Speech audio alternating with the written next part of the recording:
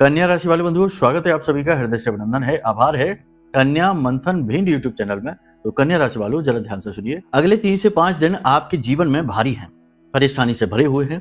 कुछ बेहद शुभ घटनाएं भी होंगी, लेकिन ये 2 घटनाएं हैं जो आपको हिलाकर रख देंगी। इन 2 घटनाओं के बारे में जान लीजिए, समझ लीजिए, सारी बातों को अच्छी तरीके से अपने मन में उतार लीजिए। इन 2 घटनाओं से बचने के मार्ग कार्यक्रम में बता रहे हैं हम। साथ ही साथ 5 बड़ी भविष्यवाणियों के साथ श्रेष्ठतम मार्गदर्शन आपको दे रहे हैं। ग्रहीय गोचरों का सटीक आकलन करते हुए सारी बातों को बहुत ही गहराई से और वास्तविकता के साथ आपको बताएंगे, जो आपके इस समय के जीवन से जुड़ी हुई हैं। हवाई बातें नहीं, जरूरी बातें। ठीक है।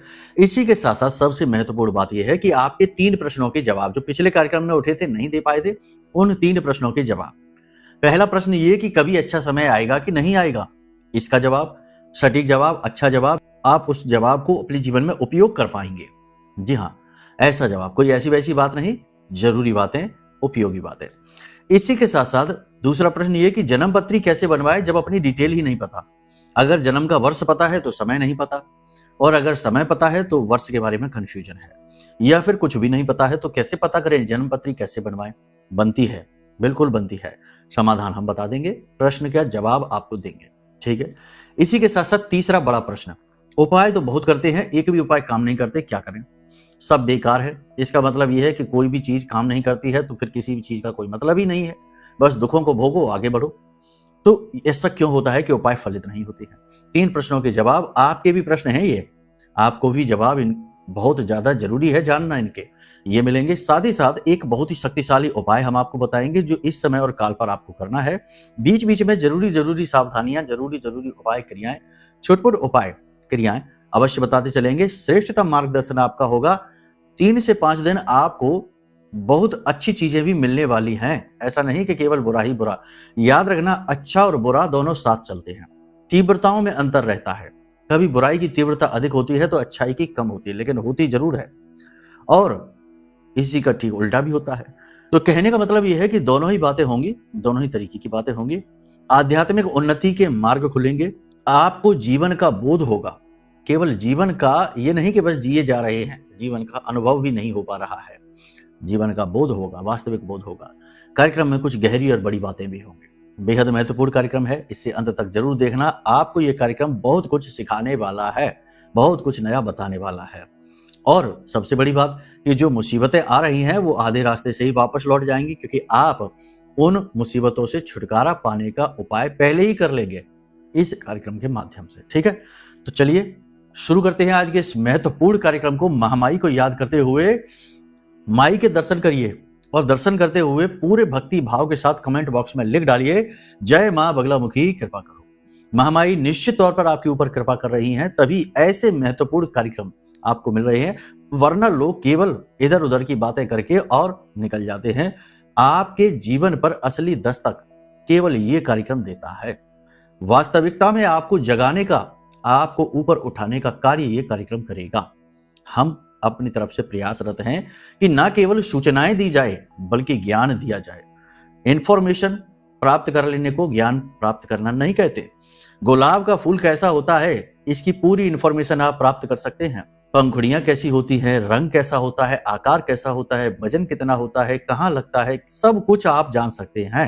ये सब इंफॉर्मेशन हैं, लेकिन ज्ञान नहीं है। ज्ञान तब आएगा जब असल में गुलाब का फूल आपके हाथ में आएगा, तो आप उसकी सुगंध आएगी, आपको उसकी अनुभूति होगी, आपको उसका बोध होगा, और वही तो ज्ञान है। हम उसी ज्ञान की बात करते हैं।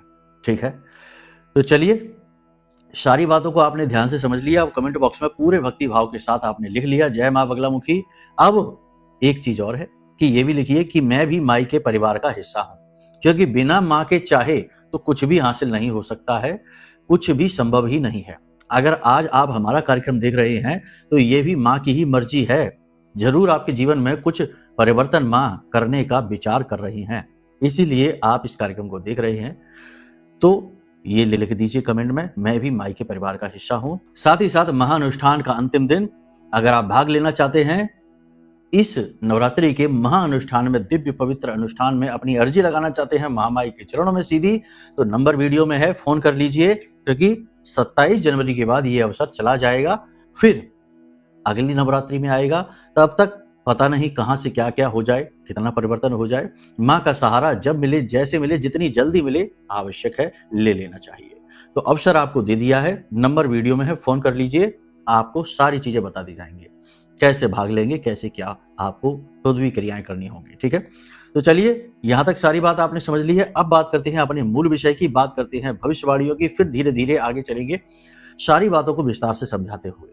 दो बातें यहां पर विशेष हैं जिन पर आप ध्यान दीजिए, दो बातें विशेष हैं, ध्यान दीजिए। जय माइकी बंधुओं, ज्योतिष और तंत्र विद्या के क्षेत्र में आचार्य अमित एक जाना माना नाम है।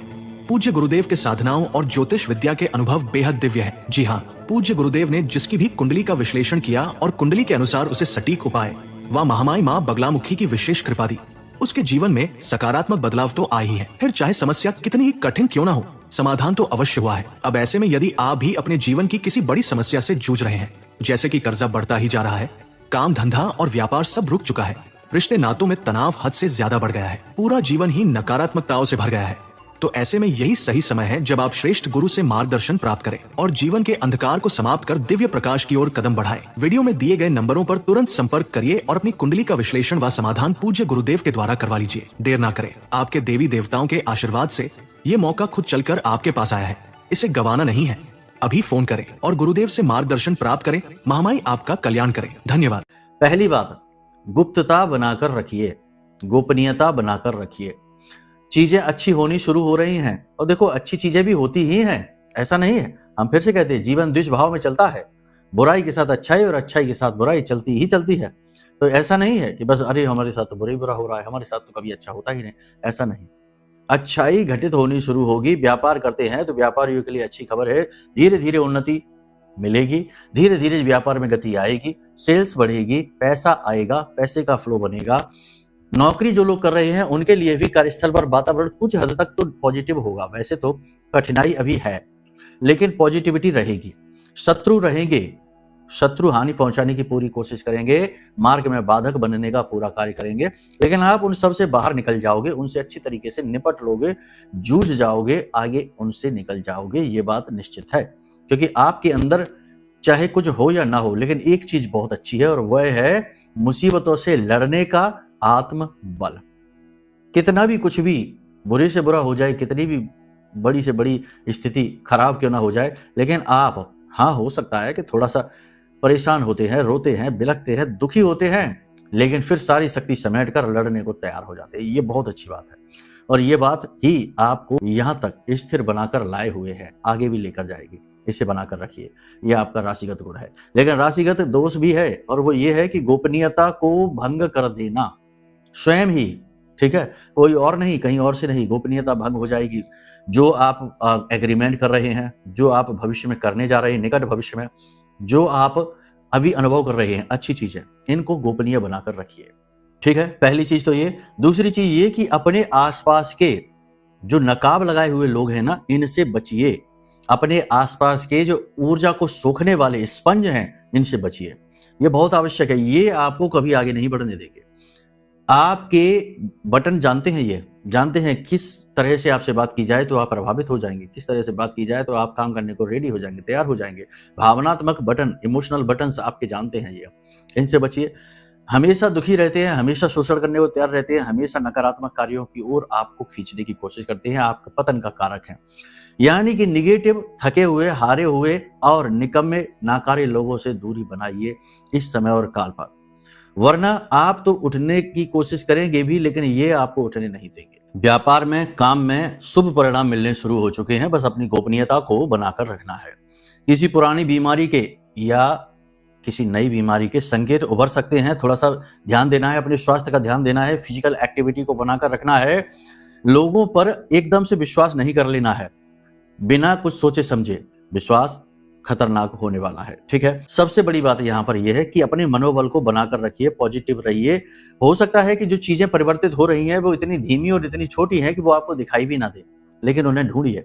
बिल्कुल उस कहानी की तरह की जैसे हम अपने कई कार्यक्रमों में सुना चुके हैं कि एक बार अर्जुन और भगवान श्री कृष्ण कहीं रास्ते से जा रहे थे, गुजर रहे थे, वन का मार्ग था, तो एक कुत्ता मरा हुआ पड़ा था सड़क के किनारे।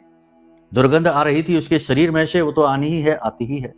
तो अर्जुन ने अपनी नाक बंद करते हुए कहा कि देखो माधव, कितना बुरा दृश्य है, दुर्गंध आ रही है। तो भगवान श्री कृष्ण मुस्कुराते हैं और कहते हैं कि अर्जुन, तुम्हें उसके चमचमाते दांत दिखाई दे रहे हैं। यानी भगवान श्री कृष्ण यहाँ पर क्या कहना चाहते हैं? ये कहना चाहते हैं कि बुराई चाहे लाख प्रबल क्यों ना हो जाए, लेकिन अच्छाई का अस्तित्व समाप्त नहीं कर सकती। अच्छाई को ढूंढो, जानो और उसे पहचानो और उसे अपनाओ और उसे बल दो। ठीक है ना? आपका सहायक आप ही हैं, आपके मार्गदर्शक आप ही हैं, आपके गुरु भी आप ही हैं। अपने बल को पहचानिए। आप इतने निर्बल नहीं, इतने कमजोर नहीं है, इतने असहाय नहीं है कि इसके उसके मदद की जरूरत पड़ती रहे। ठीक है? निर्णय लेने की क्षमता आपकी कमजोर हो जाएगी यदि आप जरूरत से ज्यादा लोगों के बारे में सोचेंगे। ठीक है, अपनी जिम्मेदारियां आप निभाते हैं, अच्छी तरीके से निभाएंगे, अपने दायित्व निभाएंगे, अपनी ड्यूटी निभाएंगे, लेकिन इन जिम्मेदारियों के बोझ के नीचे दब न जाइए, खुद को कमजोर महसूस न करिए। ठीक है? कहने का मतलब ये है कि आत्मबोध को बढ़ाइए, अपने बल को बढ़ाइए, अपने आप को पॉजिटिव रखिए। पॉजिटिव रखने वाली कुछ एक्सरसाइजेज हैं जो जरूर करिए। सबसे पहली एक्सरसाइज है अकेले में जाइए, दुनियादारी को छोड़ दीजिए, मोबाइल को स्विच ऑफ कर दीजिए, एक तरफ रख दीजिए, एकांत में जाइए, प्राकृतिक स्थलों पर जाइए अगर आपके आसपास कोई है तो। नहीं है तो कोई पार्क होगा, हरियाली होगी, वहां पर जाइए। सुख शांति के समय में जाइए, शोर शराबा भीड़ भड़ाका हो ऐसे समय पर न जाइए। शांति का जब समय हो उस समय पर जाइए और वहां पर जाकर अनुभव कीजिए उस हरियाली का। हरी घास पर हाथ रखिए, अनुभव कीजिए उसका। ठीक है? कहने का मतलब यह है कि अपने आप को समझिए, अपने आप को समय दीजिए, अपने आप की केयर करिए, अपने आप को पालिए। आपका सबसे बड़ा संपर्क, कनेक्शन आप अपने इस शरीर से ही संसार में है। अगर इसे जरा सा भी कुछ हुआ, संसार से आपका जो संपर्क है, कनेक्शन है, वो कमजोर होना शुरू हो जाएगा। है कि नहीं? सीधी बात है। कठोर हो सकती है लेकिन सही है, सत्य यही है। चाहे वो करोड़पति ही क्यों ना हो, अरबपति ही क्यों ना हो, कोई ऐसा असाध्य रोग अगर उसे हो गया कि वह बिस्तर पकड़ लेता है, तो उसके वही परिवार वाले जो दिन रात उसका नाम जपते थे, उसकी इज्जत करते थे, आगे पीछे नाचते थे, वही लोग उसको धीरे धीरे भूलना शुरू कर देंगे, एक कोने में पड़ा रहेगा। ठीक है? ये कड़वा सच है दुनिया का। इस कड़वे सच को आपको पहचानना होगा। स्व का बोध करिए, स्वार्थी बन जाइए, अपना अर्थ खोजिए, अपने आप को समय दीजिए। हम ये नहीं कह रहे कि आप बुरे हो जाइए, लोगों के बारे में सोचिए नहीं, अपने दायित्व निभाइए, सबके साथ अच्छा व्यवहार करिए, प्रेम पूर्वक रहिए, लेकिन ये ना भूलिए कि आप कौन हैं। आप अपने आप को मत भुला दो। ठीक है? इसीलिए इस कार्यक्रम का नाम है कि लोहे के चने चबाने, क्योंकि लोहे का चने चबाने जैसा ही है ये। यहाँ ये बातें सुनने को लोग तैयार ही नहीं होते हैं। ये बातें अगर करने लगो तो लोगों को लगता है कि अरे ये क्या बातें कर रहे हैं, ये तो भड़का रहे हैं। ये बातें ही ज्ञान के मार्ग का पहला कदम है। याद रखना, भगवान बुद्ध को ज्ञान अकेले प्राप्त हुआ था। रामकृष्ण परमहंस बने अकेले। जिसको भी ईश्वर की प्राप्ति हुई है, ज्ञान की प्राप्ति हुई है, ब्रह्म का बोध हुआ है, वह अकेले ही हुआ है। भीड़ को लेकर नहीं हुआ, पूरे परिवार को लेकर नहीं हुआ। ठीक है? ये व्यक्तिगत विषय हैं, बड़ी बुद्धिमानी के साथ इन्हें हैंडल करना चाहिए, वरना तो कुतर्क करने वाले तो 500 कुतर्क कर चुके होंगे अभी तक हमारी बातों पर। खैर, उनसे तो भगवान ही बचाए। नए प्रोजेक्ट आपको मिल सकते हैं, नई योजनाओं पे आप काम शुरू कर सकते हैं। आमदनी बढ़ाने के लिए यदि आप कुछ अभी करना चाहते हैं तो थोड़ा सा भी रुक जाइए, कुछ समय के लिए रुक जाइए। अगले महीने के लिए आप टाल दीजिए बातों को, अभी न करिए। होगा ये कि आपका ध्यान भटक जाएगा अपने मुख्य कार्य से और आप इधर उधर पैसा इन्वेस्ट करके अपने पैसे को भी फंसा लेंगे। शेयर मार्केट आदि में यदि आप निवेश करना चाहते हैं तो लॉन्ग टर्म में निवेश करें। छोटे छोटे समय की अवधि के जो निवेश है वो नहीं, और ज्यादा बड़ा रिस्क और जोखिम ना लें। किसी से जल्दी से प्रभावित होकर निर्णय लेकर निवेश करेंगे, जरूर डूब जाएगा। तो जल्दी से प्रभावित नहीं होना है, पहले उसकी हिस्ट्री चेक करो, अच्छी तरीके से समझो कि ये आदमी है, ये संस्था है, ये कंपनी है, ये किस प्रकार से कार्य करती आई है, इसके अंदर कितनी लॉयल्टी है। कहने का मतलब ये है कि निर्णय आपको सोच समझ कर लेने होंगे। जल्दबाजी में या भावना में बहकर लिए गए निर्णय कठिनाई परेशानी के कारक बनेंगे। कोई एक व्यक्ति आपसे बिना मतलब में झगड़ा मोल लेगा, बिना मतलब में ऐसी बातें करेगा जो आपका अपमान करेंगे, आपसे मुहबाद करने की कोशिश करेगा, तनाव झगड़ा हो भी सकता है। कोर्ट केस वगैरह चल रहे हैं, वहां से आपको थोड़ी बहुत राहतें मिलनी शुरू हो जाएंगी, लेकिन आपको पॉजिटिव रहना है, भविष्य अच्छा ही है। कर्जा आपको जरूर परेशान करेगा, कर्जे की समस्या नहीं दूर होने वाली है। उसको दूर करने के लिए तो कुंडली आकलन कराइए। याद रखना, जिसकी कुंडली में मंगल बदका है वह कर्जे में जरूर रहेगा, कुछ भी कर ले। अब यहाँ पर सीधी सी बात है, देखो कर्जे भी कई तरीके के होते हैं, कुछ कर्जे पॉजिटिव, कुछ कर्जे नेगेटिव। कुछ कर्जे रातों की नींद खराब कर देते हैं और कुछ कर्जे होते हैं जो रातों को अच्छी तरह से चैन से सोने को देते हैं। मान लो आपकी कमाई अच्छी है, इनकम अच्छी है, आपने लोन लेकर मकान बनवा लिया और अच्छी तरीके से उसमें रह रहे हैं, तो कर्जा तो है आपके ऊपर, लेकिन आप सुकून से जी रहे हैं क्योंकि आपकी प्रॉपर्टी भी तैयार है। तो कहने का मतलब यह है कि कर्जे भी कई प्रकार के होते हैं, लेकिन मंगल बद का जो कर्जा है वह कभी चुकता नहीं है। एक कर्जा चुकाने के लिए दूसरा कर्जा। इसी प्रकार कुंडली में कई प्रकार के दोष होते हैं। याद रखना कि कुंडली के जो दोष है वो आपके पिछले जन्म के कर्म है, जो इस समय इस जन्म में आपके सामने खड़े हो गए आकर। एक विशेष उम्र अवस्था पर आकर वो कर्म आपके सामने खड़ा होगा और कहेगा कि अब इसे काटो, भुगतो। तो या तो उसे भोगो या फिर उसे जानकर प्रायश्चित कर्म करके उसे काट दो, समाप्त कर दो। तो कहने का मतलब यह है कि कुंडली आकलन एक सर्वश्रेष्ठ निर्णय है। पुराने जमाने में याद करिए, जब कोई बच्चा पैदा होता था तो घर के बड़े बुजुर्ग, दादा दादी, नाना नानी सबसे पहले यही कहते थे कि इसका टीपना बनवा लो, इसकी पत्री बनवा लो, लिख लो कब किस समय काल पर हुआ था, और ज्योतिषी के पास भाग कर जाते थे और कहते थे बनाओ इसकी पत्री। उससे पता लगता था कि यह बालक क्या क्या अपने ऊपर दायित्व लेकर आया है, किस किस कर्म को भोगेगा, और उसके उपाय वहीं से होने शुरू हो जाते थे। आपने देखा ना, बचपन से ही किसी ने कह दिया इसके ऊपर काल सर्प है या फिर गंडमूल दोष है, किसी भी प्रकार की पूजाएं वहीं से होनी शुरू हो जाती थी और उसके जीवन सरल होता चला जाता था। पुराने जमाने में आप देखो, लोगों के पास रईसी हो, धन दौलत हो ना हो, कोई फर्क नहीं पड़ता, लेकिन चैन सुकून बहुत था। एक पड़ोसी अगर चिल्लाता था तो 4 अड़ोस पड़ोस के लोग खड़े हो जाते थे मदद के लिए। आज चिल्लाकर देखिए, कोई नहीं आएगा। यही है, आज धन दौलत हो सकती है, चीजें हो सकती हैं, तरह तरह की महंगी महंगी चीजें हो सकती हैं, लेकिन सुकून नहीं, चैन नहीं, और वही वास्तविक सुख है।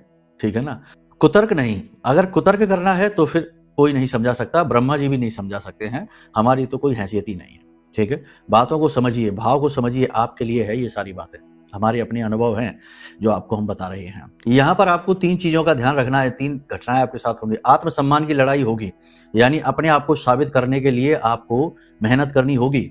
आप अपना मान सम्मान बचाने के लिए आपको संघर्ष करना पड़ेगा।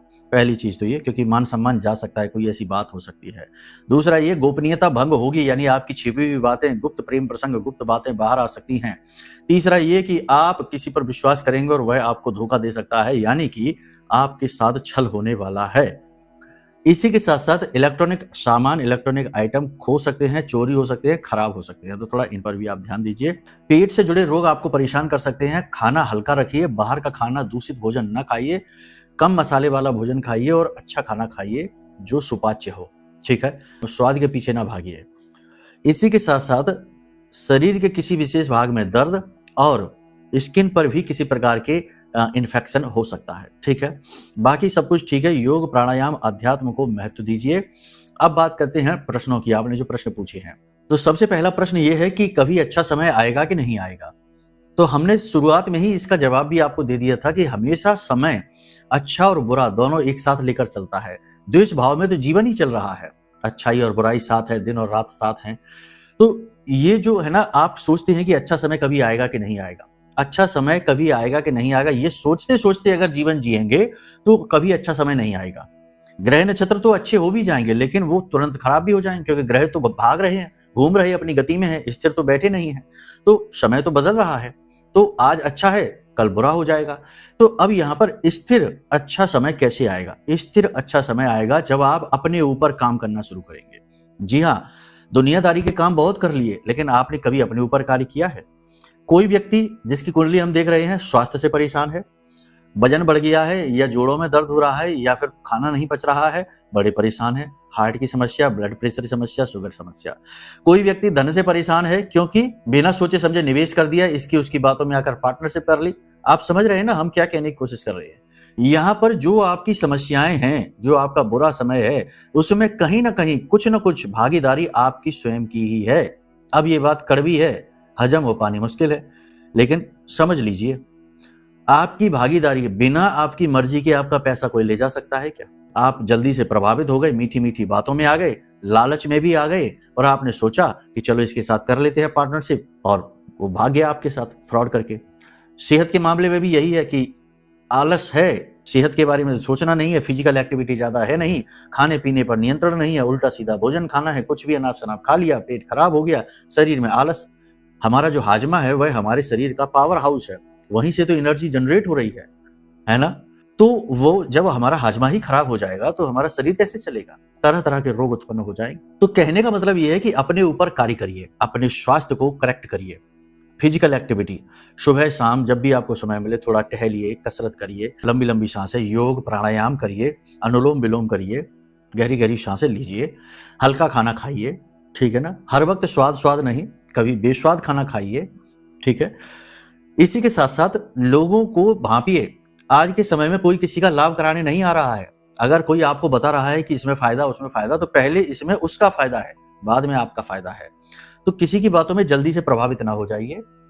जब भी कोई आपके फायदे की बोले, सोचो उसका क्या फायदा है, यानी सतर्क हो जाइए। अगर आप अपने ऊपर कार्य करेंगे, अच्छी अच्छी किताबें पढ़ना शुरू करिए, धर्म कर्म की बातें सुनना शुरू करिए, गीता के ज्ञान को जीवन में उतारने की कोशिश करिए और संतों की वाणी को सुनिए, ठीक है ना। और कुतर्कियों से बचिए, क्योंकि आज का ये जो समय और काल है ना, ये नकारात्मक लोगों से भरा पड़ा है, पटा पड़ा है। एक पॉजिटिव आदमी के पीछे कम से कम 10 नेगेटिव इंसान लगे हुए हैं, उसको भी नेगेटिव बनाने में लगे हुए हैं, उतारू हैं।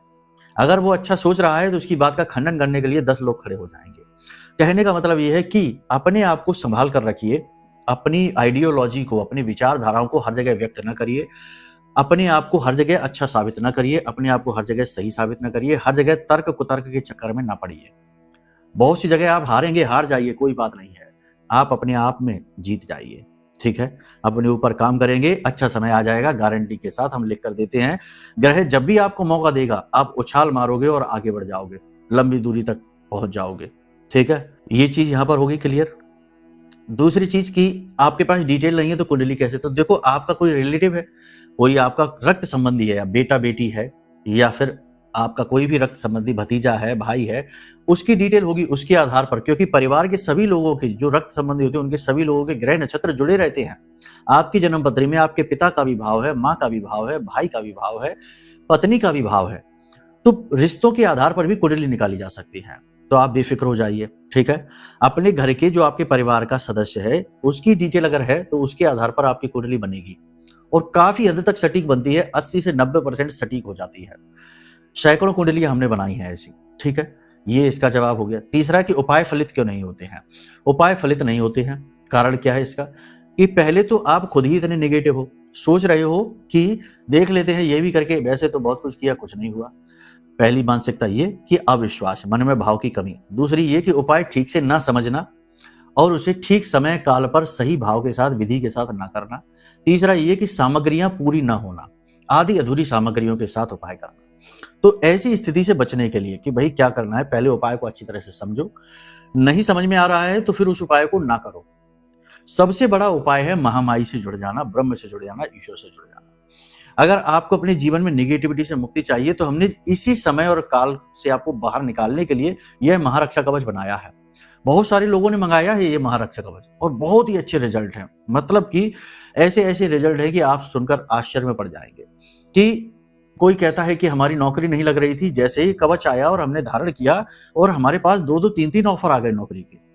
कोई कहता है हम कर्जे में थे, बहुत परेशान थे और अचानक से पैसे की आवक हो गई, पैसा आ गया। बहुत सारी चीजें हैं, तो बताने चलेंगे तो दिन भर इसी में निकल जाएगा। तो इसको मंगवा लीजिए। अब कुछ तो करना ही पड़ेगा, या फिर ना मंगवाइए तो कोई बात नहीं है, हमसे बात करिए, संपर्क करिए। अगर आपके अंदर वो गुण हैं साधनाओं के, मेहनत के, तो हम आपको साधना दे देंगे। आप स्वयं ही देवी की जागृत शक्ति का अनुभव कर पाएंगे, लेकिन उसमें बहुत मेहनत लगती है, बहुत संयम, बहुत संकल्प, ठीक है। तो वो कर लीजिए। तो यहाँ पर सारे प्रश्नों के जवाब आपको मिल गए हैं। अब उपाय की बात कर लेते हैं।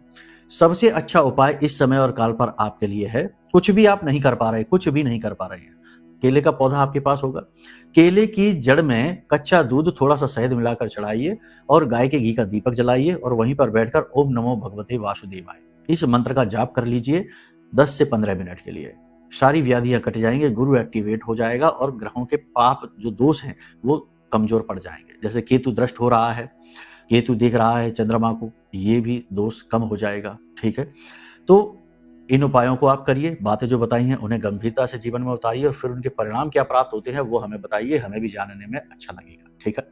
तो चलिए बंधुओं, यदि अब कार्यक्रम तो यही विराम देते हैं। यदि मन में कोई प्रश्न उठता है कि भाई कुंडली आकलन कराना है या फिर महारक्षा कवच मंगाना है, या फिर अब समय कम रह गया है, महाअनुष्ठान में भाग लेना है, यदि समय रहते कार्यक्रम देख रहे हो तो महाअनुष्ठान में भाग लेना है, तो वीडियो में नंबर है, फोन करिए, धाम के नंबर है, आपका पूरा मार्गदर्शन होगा।